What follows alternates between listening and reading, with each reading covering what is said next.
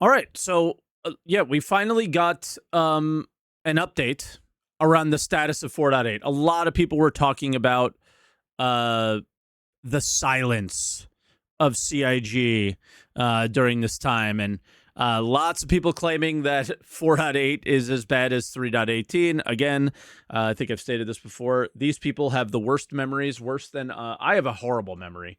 And they have worse memories than me because 3.18 was truly unplayable because almost nobody can log into the game.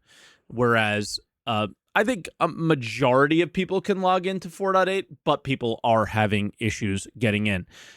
Let's address that first, actually. Whereas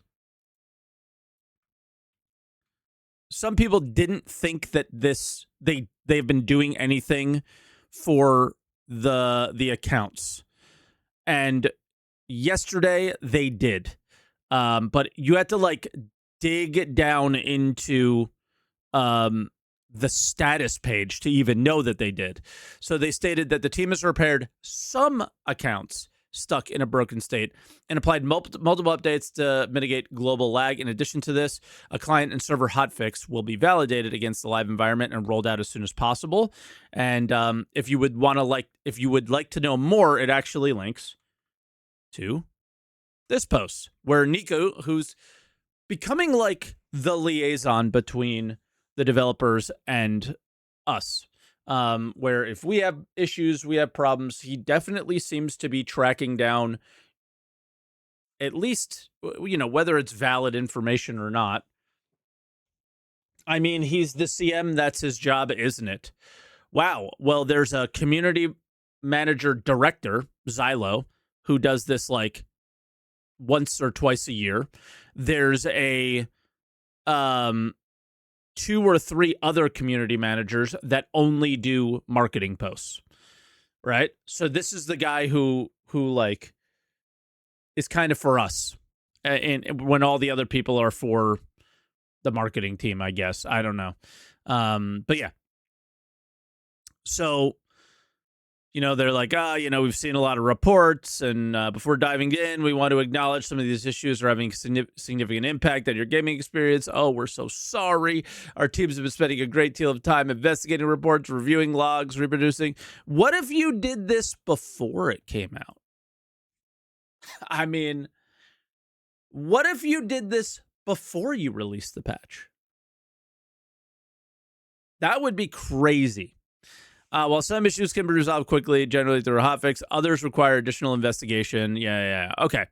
So this is what they're currently investigating. This means they don't have like a certain fix for anything yet. Inventory becoming unavailable, backpack station loot inventories. Okay. Docking issues, but again, we see that in listed. We will see that listed in the hotfix in a second. Mine ores disappearing after storing a vehicle. A lot of people have lost some really good ore doing this. QV warehouse loot not spawning. Ironclad oxygen issues. Crafted item stats not always appearing in item descriptions, so you can't tell if your crafted item is crafted or not crafted. Refueling notifications and helpful hints can become stuck. This is a big one that is like, guys, delete it. Delete the refueling notification. It doesn't need to be there at the start. Just delete it. But okay. Charlotte, I don't get why they don't just remove it. There has to be a reason, because that's the most obvious one, right? Like, they can't be this stupid. That's the thing, is they can't be that stupid, so there has to be a reason not to remove it. Like, they're stupid, and then there's that stupid. And there's no way they're that stupid, so there must be a reason to keep it instead of remove it. Shardlock issues preventing some players from joining or remaining connected in sessions. Obviously, this has been the big one that everybody is doing the comparison with 3.18. Drake command module playing quantum travel spooling audio. Okay. And then they did pending implementation. This is things that are ready and fixed internally. They should say potentially fixed internally, because they don't ever do actual fixes. They do potential fixes, and then we become the QA to test them, right? Fuel nozzles on ship cannot be detached and swapped. Starfare refuel exchange displayed incorrect values between micro SCU and SCU. Is it displaying incorrect values or actually working in incorrect values where players are like giving up way too much hydrogen fuel, right? Players asphyxiating in the Drake command module is a big problem. Players can experience high pressure levels in the Ironclad as well.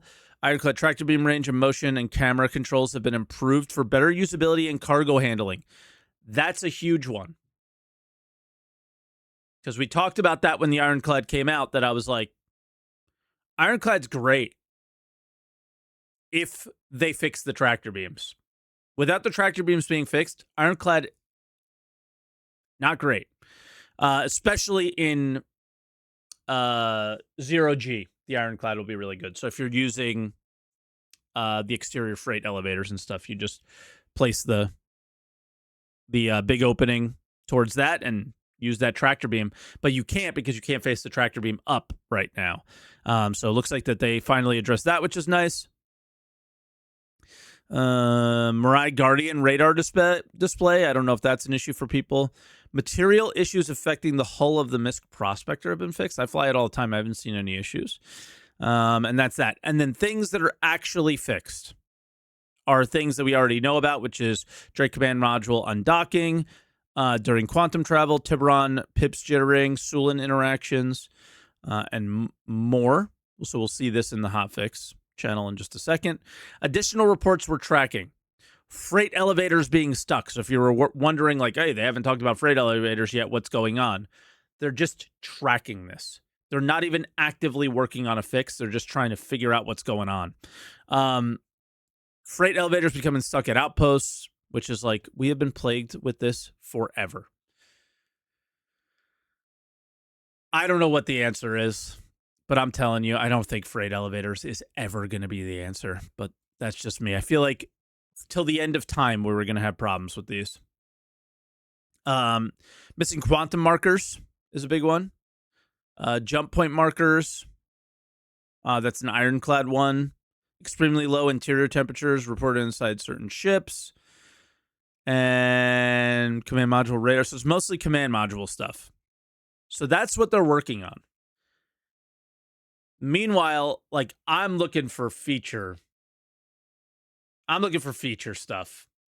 And obviously that's not coming in the .1. So it's not for this post, but I'm telling you, none of this stuff, it all feels like sort of niche Ironclad stuff, small things.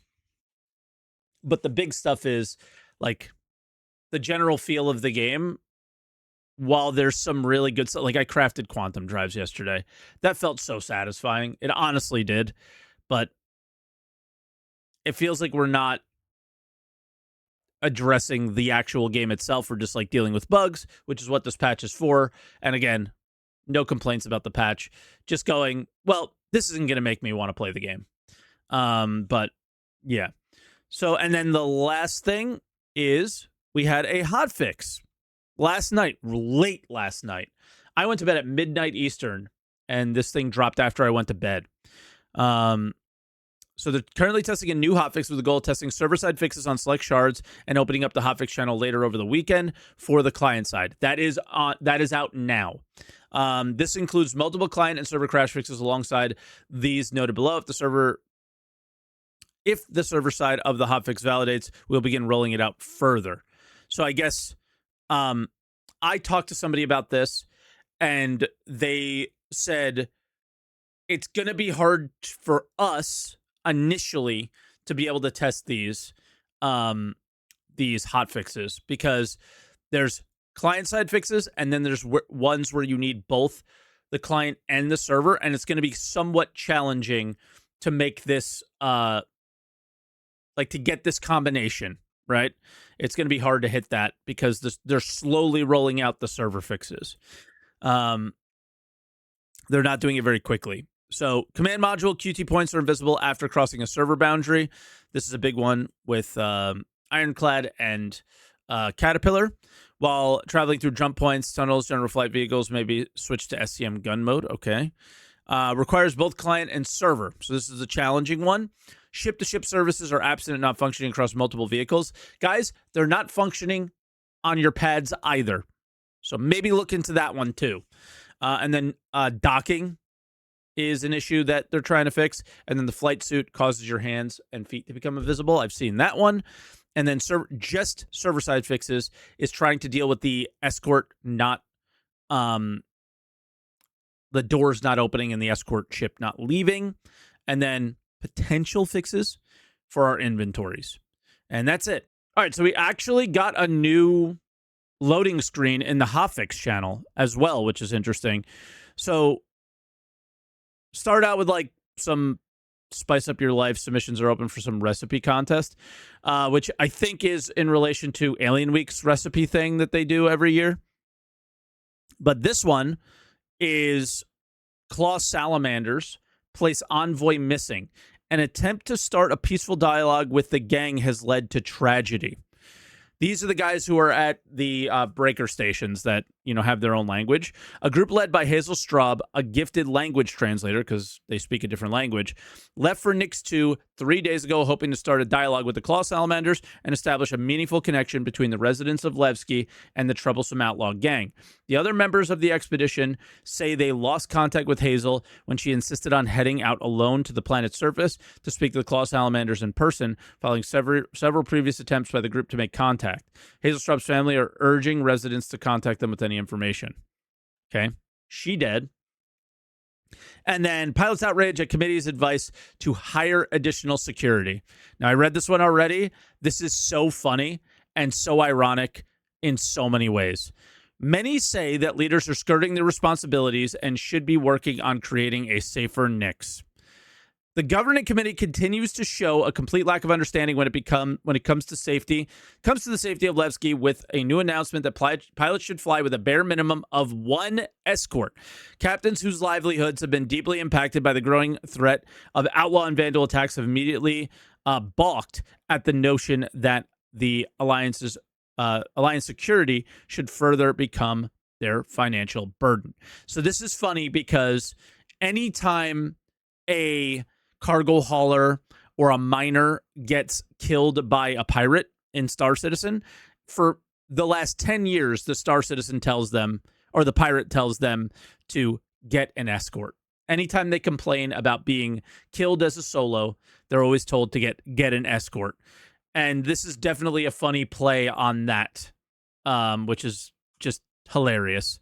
Ex-committee member Barnabas Harbreck is adding fuel to the fire by calling on the current leadership to provide a real plan. This is not what Levski stands for. If people were going hungry, you wouldn't tell them to go buy food. We need leadership that can offer actual solutions rather than shifting blame. We heard that this patch, like the later 4.8 patches and 4.9, are going to become more narrative focused. We know that Xenothreat is the next step. And we know that UEE is going to try and inject themselves into the system because of the terraforming stuff that's coming. So we'll have to see. And then the last one on the right is Art is an Act of Resistance. New coalition of local artists are seeking funding to further expand the impact of art in the People Alliance stations. So for many stations, art isn't just a luxury, it's a necessity. Art has always been held cultural and political significance here, tracing back to the very founding of the People's Alliance, from the anti-Messer protest pieces, which is this one that's in the main area of Levski, to the scrawlings in the bathroom. Each has its own purpose and meaning. Local artists, behind Anthony Tanaka's statue, gives us advice on how we use art. So maybe they're going to add new art pieces there. But yeah, so new loading screen in the hotfix is a new thing. We would normally see this in the PTU phase of 4.9, but this is literally edition 4.8.1. So pretty cool. A new thing that I was not expecting to see, so it was a big surprise. So again, lots of little things that hopefully add to a better experience, but I'm sure there's a lot of bugs and stuff as well that need addressed. So let me know what you guys think about that. But like, I'm sitting here mining and going, wow, mining is such a horrible experience. I hope this changes soon, because that's what I want to do. And yeah, it's not quite enjoyable at the moment. And I'm sitting here going, until that happens, am I truly going to be enjoying my experience? Probably not, but that's just me. Hopefully a lot of these will help you enjoy your experience. So we'll see.